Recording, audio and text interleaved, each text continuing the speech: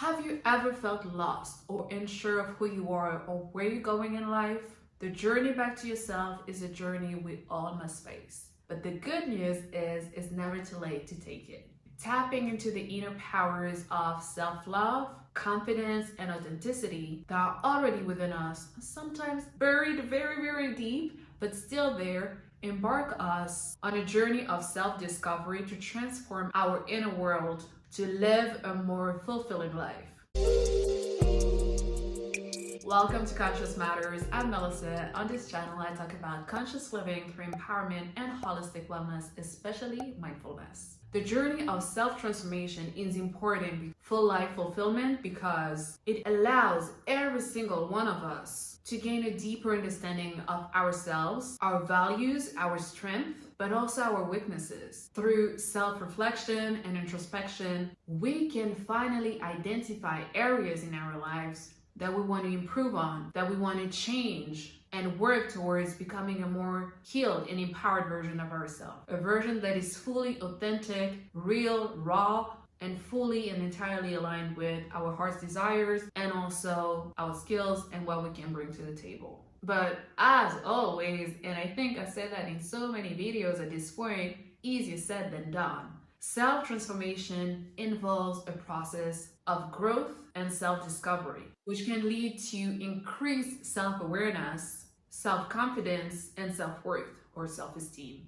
It can also lead to a bigger and a greater sense of purpose and meaning in life, since now, after everything I just stated, we align our actions with our values, with the self-awareness we've gained. And what is truly empowering in the self-transformation journey that will then lead to a fulfilling life is that it can help us overcome our limiting beliefs, all of the false narratives and scenarios we put in our minds throughout the years, or that have been put upon us, that are a result of our negative thinking nowadays. That is most often the cause of holding us back from achieving or at least unleashing our full potential. So how do we transform our inner world? I think the real answer is that is oftentimes not a choice, is when you get to the point in your life where you have no other choice but transform your life.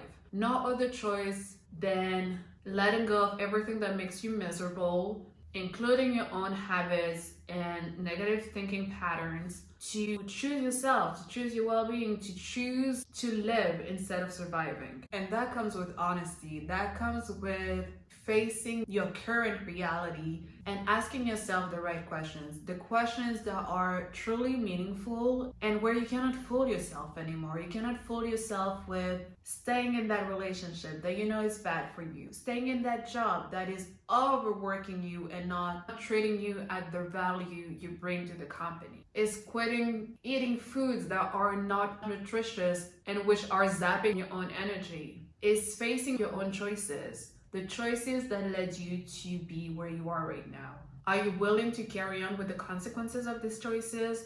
Or are you finally ready or feel that you have no other choice than diving within yourself to know who you are, to rediscover yourself, to take out all of the layers and all of the veils that were put onto your potential? Are you ready to look at yourself in the mirror with honesty and taking responsibility for your life, how you feel, and how you are currently living right now? Leading you to recognizing your true self and then taking every single step that will lead you to embrace that true self. And these steps are often the ones of cultivating self-love, self-worth, self-trust, self-compassion, and self-acceptance. To overcome self-doubt, negative self-talk, self-sabotage, and everything that is hindering your potential, hindering your true self from shining. And when I talk about true self, authentic self, it doesn't mean that at any point in your life you've been fake. It just means, or at least the way that I express it and see it, is when in our life our conditioning has been so strong that we cannot even hear our inner voice inside. We cannot really hear what we deeply and truly want, or we can hear it but we're too afraid to take the jump. Or other scenario, denial, we know that it's better for us. We hear, we're aware, but we've worked so hard. We made so many sacrifices to get to that point that even though we know that it's not aligned with us anymore, that we don't want to do it anymore, that we are over it and we're tired of it, we keep on holding on to it because the attachment is too strong. The expectations that we put upon us, both ourselves, our environment, family, community, society, that is too hard for us to let it go. So we stick to it, we're not happy and miserable with it, but we keep on going. Even though the voice inside of us is telling us otherwise, or our body is literally shutting down because it doesn't feel aligned with whatever we keep on carrying on with. There are so many reasons why we're not listening to our inner self, why we're not choosing ourselves, we're not choosing our well-being, we're not choosing what feels right to us. As I was saying, it can be a lack of awareness, but it can also be the fear of disappointment, disappointing ourselves, disappointing the people around us, or feeling that we're not capable of doing anything else. We've been doing that for so many years that there is no way that you're capable and skilled at doing something else. I remember when I switched my career, it's not like it was a choice, but I think circumstances led me to that because I was at a point where unconsciously I wasn't even like fully aware, but my body was literally shutting down because I wasn't in a field that allowed me to, I was in the legal field. I wasn't in a field where I could express my creativity, I could express myself, my ideas, my beliefs. I couldn't build things on my own. I had to follow the teachings and the texts of others and just apply it like a robot pretty much all of the time. I mean, law is great. Law is so interesting and necessary at so many levels. But I think I was at the point where I stirred away from why I started law in the first place. And it wasn't meaningful to me anymore. It was just the thing that I kept on doing because that was the one path that was set out to me and that I've been studying for 7+ years and doing internships and everything in it. So why not continue? I was not able to see what was out there for me other than that. To me, it was that path, and like I'm not able or capable of doing anything else. So this is what I'm supposed to do. That's it. So I kept on taking the bar exam, and I kept on failing at so little. The first time it was like 1 point something, and then it was 0 point something. But it was as if my mind unconsciously was telling me, this is not for you. You know that it's not for you, so why are you persisting? But yeah, to me it was like this one thing. So I kept on pushing and pushing and pushing to the point of hurting so bad my mental health, my physical health. That led me to a burnout. That led me to high functioning depression, chronic anxiety. But I guess I had to go through that to finally listen to my inner voice and what truly my authentic self within me was telling me to do and what was right for me, and redefining my values, redefining the way I see myself, to have also more love and compassion and acceptance for all parts of myself, and not only having this part of me that is accepted and celebrated and with a lot of accolades, with all of the diplomas, the prestige that goes with that field, to strip myself from it and be more than my achievements and see that I'm so much more than just someone who studied law and practiced law. So when I talk about it like that now, I'm like, that's very evident. How couldn't you see that before? But when you're so conditioned and for so many years, like your formative years, to believe that this job and that jobs are the job that you're supposed to have, the career that you're supposed to have, this is your only way to make a name for yourself or to earn respect, especially as a woman and coming from immigrant parents too. That's a whole other conversation. But it's so hard to see when you're in it. So that's why I also encourage so much mindfulness as a mindset and having mindfulness practices to be able to have this distance with yourself too and see how you operate, how you behave, how you think impacts the way that you view yourself, the way that you value yourself too, the way that you're so hard on yourself, and you need to practice more self-forgiveness. self-compassion, prioritizing self-care, and set healthy boundaries with yourself and with others too. Once you learn how to choose your well-being, your boundaries will be set in place so well, so strong, that protecting your peace will be your number one priority. Because how can you be fulfilled when you're at war with yourself, when the environment around you is chaos? Finding that peace within yourself, but also outside of yourself. To me, that is the requirement or the prerequisite to living a fulfilling life. I did a whole video about boundaries, so please check it out if it's one of your issues. Because when you've done all of that work, you can be sure that you will not want other people to steal your joy or to steal your peace. And even before that, you need to be able to put healthy and strong boundaries for yourself, with yourself and with others, once again. But having experienced that, I can say 100% that when you're doing the work, not only on yourself, but on whatever you want to accomplish with afterwards, there is no way that you're not skilled at it. There is no way you're not capable of doing anything else. We're so conditioned to do this one thing for the rest of our life. We go to school for this one thing, we get the job into that one field, and then we keep on going years and years and years after that in the same field, doing the same thing. Or, even though it's not the exact same thing, we're still getting promotions in the same field, in the same niche, and oftentimes in the same company. But we forget that we are multi-talented, multi-passionate. We are more than just one thing. It's not because you're great at drawing that you cannot be a great scientist. It's not because you're great at acting that you cannot be a great accountant. There is a need to open our mind so much more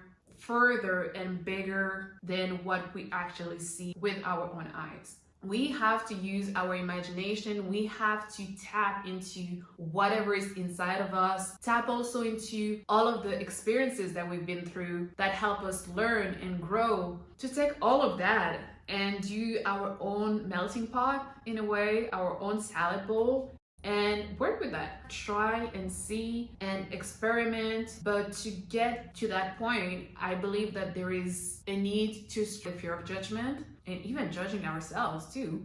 So letting go of that, there's a need for self-awareness to be sure to know who we are and what we want and desire out of this life. To release the false narrative or even narratives, because I think there's many narratives going on in our mind that are feeding our negative self-talk, our self-doubt, which eventually leads to self-sabotage. Self-transformation requires to get rid of all of that, everything that is dragging us down, but also to be courageous, to have this willpower that will remove everything that is against what we're trying to accomplish.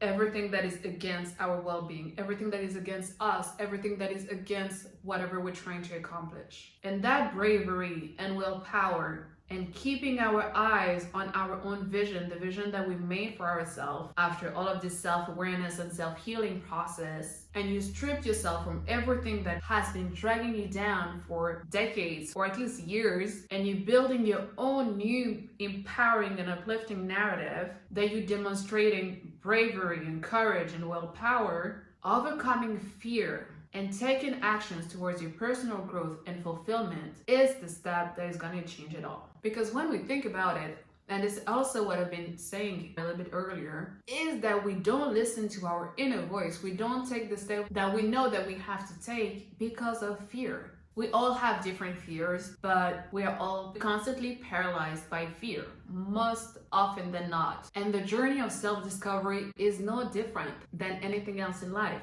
It's scary. It's scary because it's like stripping yourself from an identity that you've been attached yourself to others with for so long, and you don't know what is on the other side of the curtain. What will happen when I'll strip myself from the persona that I've created for myself? That is most often the result of my own conditioning and upbringing and personal experiences. What will happen when I'm self-aware enough that I see what is not serving me anymore in that persona, that identity, and I decide to tap within and see where my authenticity lies, accept that, embrace that, and express it fully and entirely and unapologetically? Will I even manage to do it? Manage to be happy with letting it go? what other people will think of me, how I'm gonna be perceived, judged, accepted. Will I still belong? It's scary and it's normal. And that's why I didn't say crush your fears or make your fears disappear, because to me at least, I think that the fears are always within us, but it's a matter of, will I do that thing that I know that is best for me, that I know that it will participate in my well-being despite the fear? How much do I love myself? How much do I care for myself that I'm willing to go through the pain, through the suffering, to look at that fear in the eye, no matter how fearful and painful that is, in order to get to the other side. Not even to the other side, I would say like to get back to what has been hidden, what has been tamed, what has been hidden away shamefully within us because it was not accepted. It was not who we were supposed to be or look like or act like. How much do you love yourself? How much are you willing to choose yourself and your needs and your desires and your happiness and your fulfillment? Because it's not an easy road. It's really not. It's not happy-go-lucky on a daily basis at all. If anything, there's a lot of suffering, there's a lot of pain, there's a lot of fearfulness. It's a lot of loneliness. It's a lot of people don't understanding you anymore because you're willing to take a path that they haven't taken yet, which results in a lot of isolation too. But for how long are you gonna punish yourself? By not living as you, by shrinking yourself in a box that is not you, or at least not entirely and fully you. The journey of self-discovery, as painful as it is, leads to a greater sense of purpose, of meaning in life, of I'm here on that earth to do much more than just going to work every day and just paying my bills and going on vacation once a year, if not less than that. It's understanding that life is so much more than that. Life is so much more abundant and fulfilling than that. What is your purpose? Or maybe not what is your purpose, because I think that is too big of a question first, and life is also about a lot of experimenting before getting into that purpose, or sometimes it's through the experience that we are already in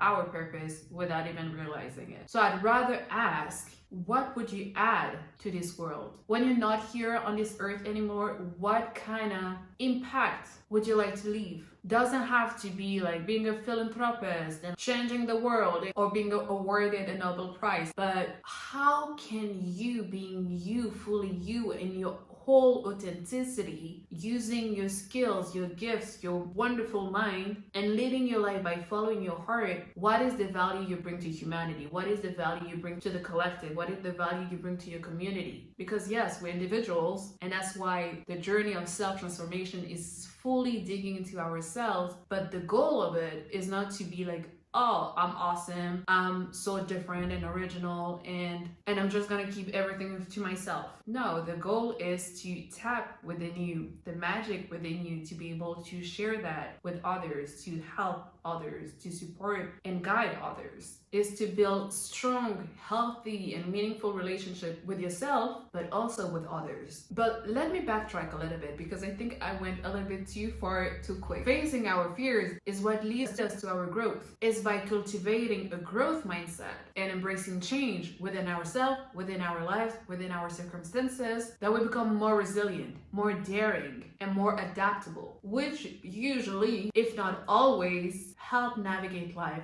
with so much more ease. When we faced our biggest fears, when we full on face our inner demons, there's not a lot of things that we are scared of anymore. We've done that. When you face the darkest part of yourself, your own inner demons, it can be whatever, because we all have our own stories.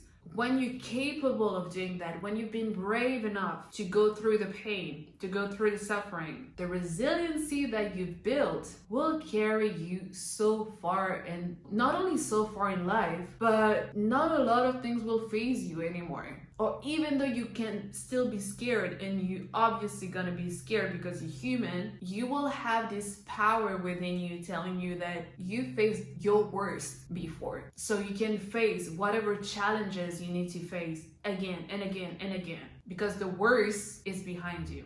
To put it in a nutshell, a condensed version, the journey of self-transformation is important for life fulfillment because it enables us to create a life that is fully aligned with our values, our desires, and aspirations in life, leading to greater happiness, fulfillment, and success. Because when you don't live a life that is aligned with who you are and what you believe in and your values, when you choosing consciously or unconsciously to betray yourself every single step of the way that you live your life, it's hard. It's hard to be fulfilled inside. When you're not choosing what feels right to your heart, to me is now inconceivable to betray myself or not choose my well-being every step of the way. I'm not talking about compromise on certain situations because we live in a community, we live within family units, but making a choice or a compromise that goes against my values, how I live life and how I see life, something that goes fully against it, no. I'm really not going to betray myself for whatever reason or whatever action or amount of money, because if you're not true to yourself, you will live a life that is full of lies and oftentimes liars too. So as always, it always comes from the inner self and then everything reflects in the outer world. To live and have a fulfilling life, focus on the inside, on transforming yourself. I don't know if transforming is the right word, but to strip away everything that is misaligned with you, everything that is not allowing you to express your most authentic self. So it can be in your personal life, your career, self-love, confidence, and authenticity are ongoing journeys. Everyone has the ability to grow and evolve in these areas. This journey towards self-love, self-confidence, and embracing your true authentic self is not always easy. It's really not, but it's always worth it.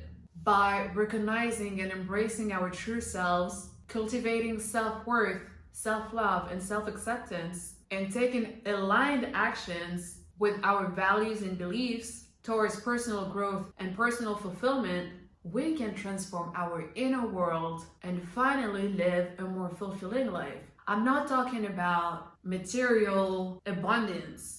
I'm talking about feeling fulfilled inside, to feel at peace inside, to feel proud to be who you are, to feel good within yourself, to feel so secure and loved and nurtured within yourself that you don't have that craving and habit of always having or wanting to prove yourself to others, to always have your worth as a negotiable or your value depending on your achievements or what that person think about yourself. So let's commit to ourselves. Let's choose self-love. Let's choose to prioritize our self-care. Let's choose our own well-being and live in a way that is more conscious and fulfilling. And if you do that for yourself, you can bet that it will have a domino effect on your environment and the people around you. Share in the comment section what is blocking you right now to live a more fulfilling life.